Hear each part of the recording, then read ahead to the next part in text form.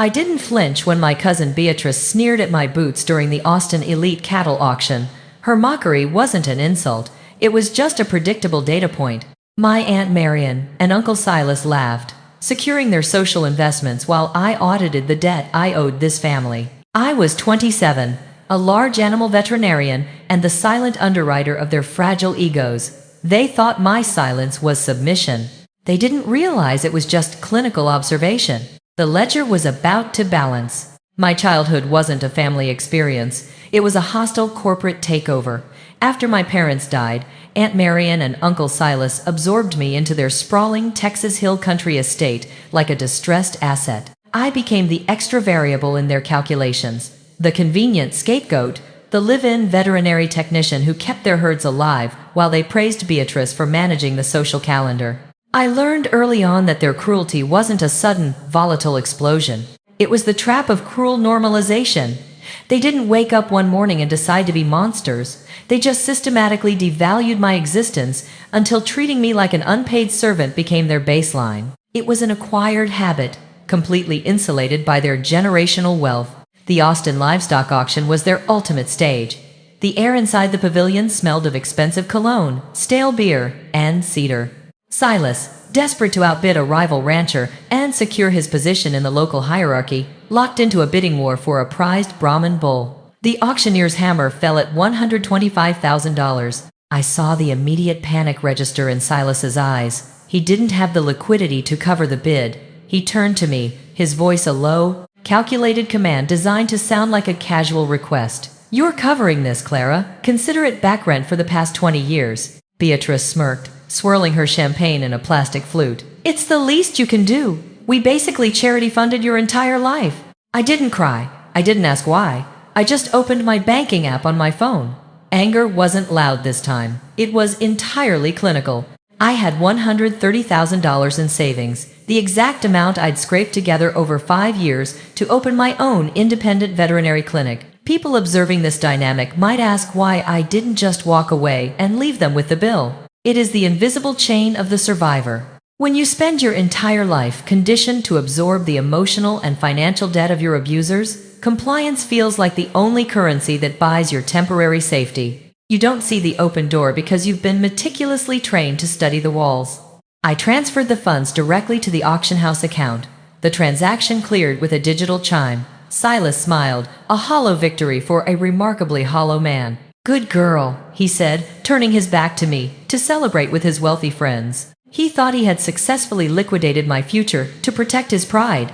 He didn't know he had just finalized the total buyout of my familial obligations. The contract between us was officially terminated. I was staring at the zero balance in my checking account when the heavy oak doors of the auction hall swung open with a resounding thud. The room went dead silent, conversations abruptly halting. Great-grandmother Eleanor stood in the entryway, leaning heavily on her silver-handled cane. At 92 years old, she was the founder of the estate, the original architect of our legacy, and a woman who absolutely never attended public livestock auctions. Her arrival wasn't a social visit to check on her descendants. It was a forensic audit of our entire bloodline. She walked methodically toward our table, the rhythmic tap of her cane echoing in the quiet pavilion. Silas stood up, his face draining of color until he looked physically ill. "Grandmother, what are you doing here?" Eleanor didn't look at him. Her sharp, calculating eyes locked onto the auction receipt resting on the table in front of me. "I am here to oversee a foreclosure," she said, her voice cutting clearly through the ambient noise of the hall. "A moral one." Marian rushed forward, wearing her best diplomatic, damage control smile. "Eleanor, please, we are just celebrating Silas's new acquisition." Clara graciously contributed to the purchase. Contributed? Eleanor's cane struck the floor with the definitive crack of a gavel. "You bankrupt a girl who has worked her fingers to the bone to save your diseased cattle, all to stroke Silas's pathetic ego? You call blatant extortion a contribution?" Beatrice shifted uncomfortably in her seat, her earlier smugness evaporating. "Great-grandmother, Clara owed us. We raised her when she had nowhere else to go." "You housed her," Eleanor snapped, turning her piercing gaze on Beatrice. "You raised nothing but your own inflated sense of entitlement. I have watched this family operate like financial parasites for 2 decades. I watched you take a grieving child, and treat her like a convenient tax write-off. The silence in the room was absolute. Other prominent ranchers were openly staring, absorbing the spectacle. My family wasn't shocked by what they had done. They were shocked that their carefully managed silence had been violently broken. "This ends today," Eleanor announced, her voice echoing in the cavernous space with undeniable authority. "I have summoned my legal team. Every acre of land, every drop of water rights, and the entirety of the family brand is being immediately reallocated. The current will is void."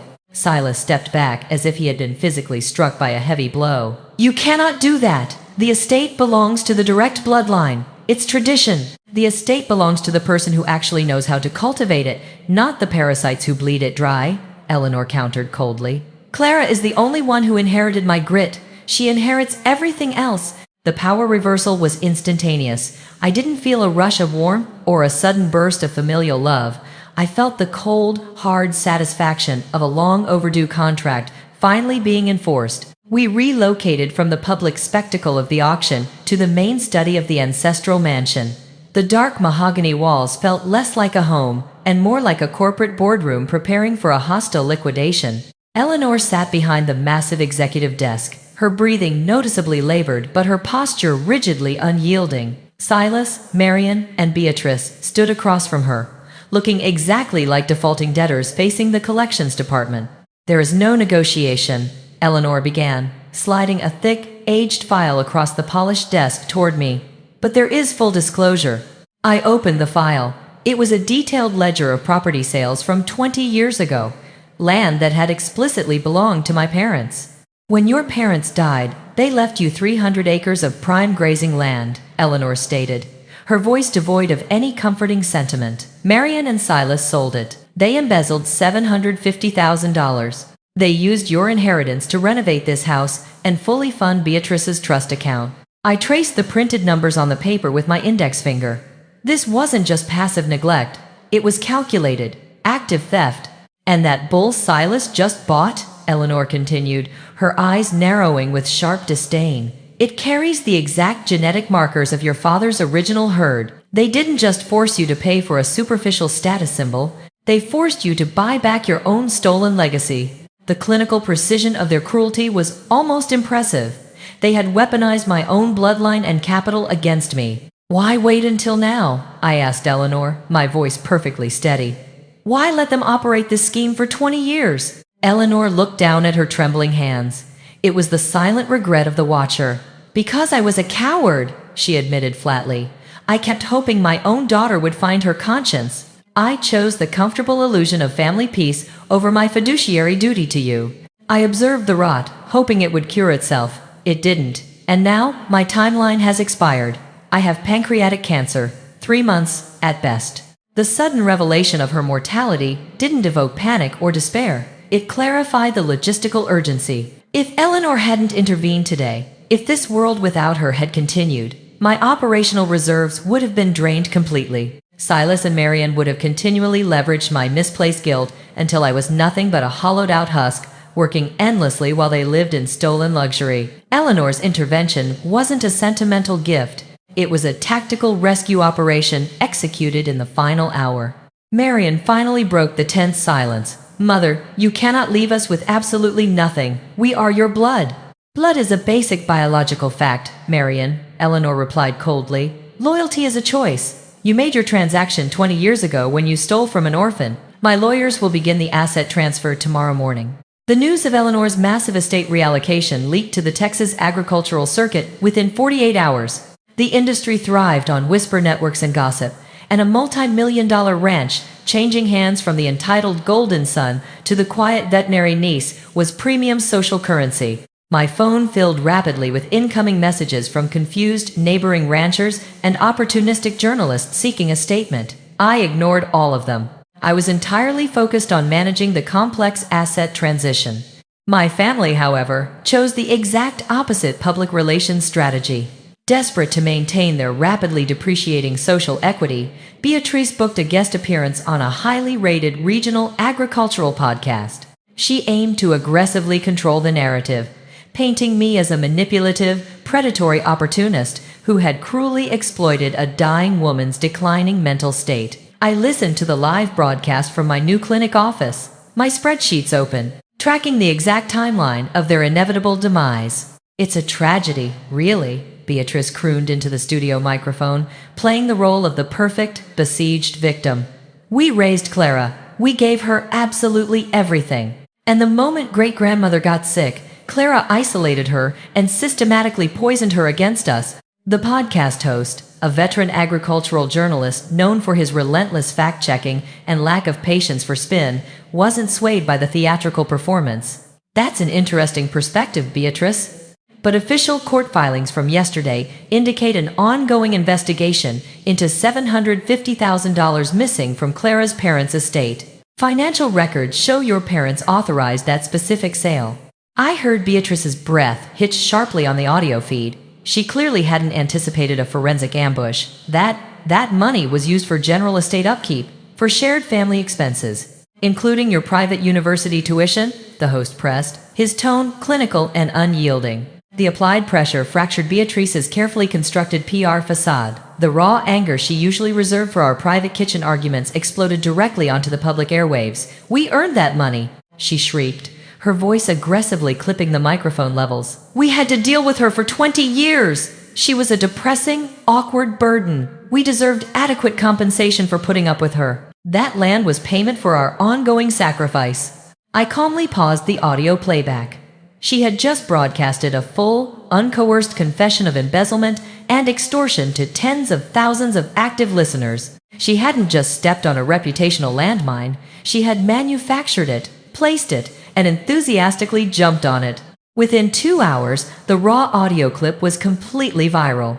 It was circulating heavily on social media, professional industry forums, and local evening news networks. They didn't need me to orchestrate their public downfall. Their own staggering arrogance and blinding sense of entitlement did all the heavy lifting. They thought they could casually manipulate public opinion the same way they had manipulated my finances. They severely failed to realize that the outside world doesn't grade on the curve of their inherited privilege. The resulting legal proceedings were swift and entirely merciless. When you have pristine viral audio of a co-conspirator openly confessing to long-term embezzlement, the defense's strategy crumbles instantly.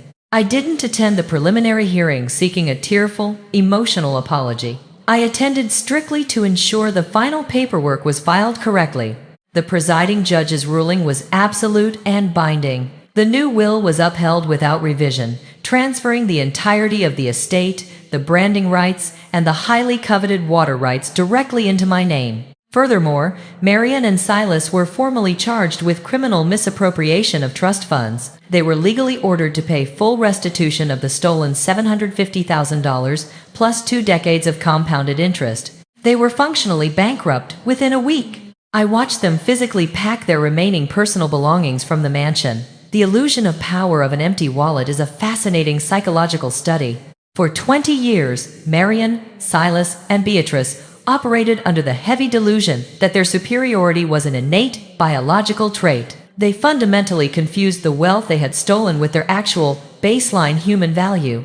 When the stolen money vanished, the intimidating facade evaporated instantly. They had no personal resilience, zero work ethic, and no internal moral compass to guide their actions. They weren't powerful or impressive people. They were just incredibly weak people wearing very expensive clothes. Without the estate's massive bank accounts to artificially shield them from reality, they collapsed into pathetic, continuously bickering strangers. Warren, my other cousin, who had spent his entire life passively benefiting from the systemic abuse, tried to appeal to my lingering sense of family loyalty. He showed up unannounced at my veterinary clinic, asking for a small, unsecured loan to help them relocate to a cheaper county. I was the silent investor in your version of family for 2 decades. I told him, not looking up from my accounting ledger. I have fully liquidated my emotional and financial holdings. You are no longer my responsibility or my concern. The exit is right behind you. He left quickly, his shoulders slumped in defeat. I locked the front door, feeling absolutely nothing for them. There was no lingering, complicated sadness, no agonizing guilt over their displacement. It was simply the necessary closing of a highly toxic account. They had engineered their own total destruction through decades of unchecked greed and casual cruelty. I just stopped providing the vital capital that kept their shared delusions funded. The pasture had definitively delivered its judgment, and the soil was finally ready to be cleared of the deep-seated rot. Their shock at being held accountable only proved how detached from reality they had become. They truly believed that their bloodline granted them immunity from the consequences of theft and extortion. The legal system, and the community they once ruled, quickly corrected that market inefficiency. My balance sheet was clean. Eleanor passed away peacefully, exactly 6 weeks after the final court ruling was issued. I buried her on the highest, most prominent hill of the estate, directly overlooking the vast grazing lands she had aggressively built from nothing. I didn't shed dramatic tears of despair. Instead, I felt a profound, quiet respect for a pragmatic woman who finally chose operational duty over comfortable complacency. With the estate fully secured and legally transferred, I immediately initiated the necessary restructuring protocols. I utilized the court-ordered restitution funds extracted from my aunt and uncle to formally establish the Eleanor Foundation. This endowment was explicitly designed to provide full-ride scholarships to promising veterinary students from severely underprivileged backgrounds. I also successfully integrated the exorbitantly prized Brahman bull into our core breeding program, officially restoring my late father's stolen bloodline to the primary herd. This was the justice of the sower. Standard punitive justice focuses entirely on destroying the past, but true, sustainable justice is about cultivating the future. I didn't just want to see my financial abusers ruined. I wanted to mathematically ensure their historical toxicity was replaced by something that fostered measurable growth and fundamental dignity. Letting go of my biological family wasn't a tragic, heart-wrenching loss. It was an essential, strategic amputation. Society frequently insists that bloodlines are sacred, unbreakable bonds that must be preserved at all costs. But holding on to a toxic bloodline is exactly like continually watering a dead tree and expecting it to eventually bear fruit. It only drains your valuable resources and yields zero return on investment. I realized that severing those exploitative ties was the only logical, sustainable way to preserve my own sanity and permanently reclaim my stolen identity. I am the sole architect of my own family now, a structure built strictly on mutual respect and shared labor, rather than the arbitrary trap of genetic coincidence. As I stand on the sprawling porch of the main house today, watching the newly integrated herd graze in the distance, I understand the undeniable truth of my journey. For anyone out there who has spent their entire life feeling like they exist on the absolute margins of their own family, serving as a convenient scapegoat or an unacknowledged financial provider, your endurance is not your identity. You do not owe your life to people who only value you for what you can silently absorb or produce. Walking away isn't a failure. It is the ultimate assertion of your worth. You have the power to close the account, cancel the subscription to their cruelty, and invest your energy into soil that actually sustains you. I've come to realize that forgiveness isn't always for the other person. Sometimes it's the only way to set yourself free. And sometimes freedom looks a lot like cold, beautiful accounting.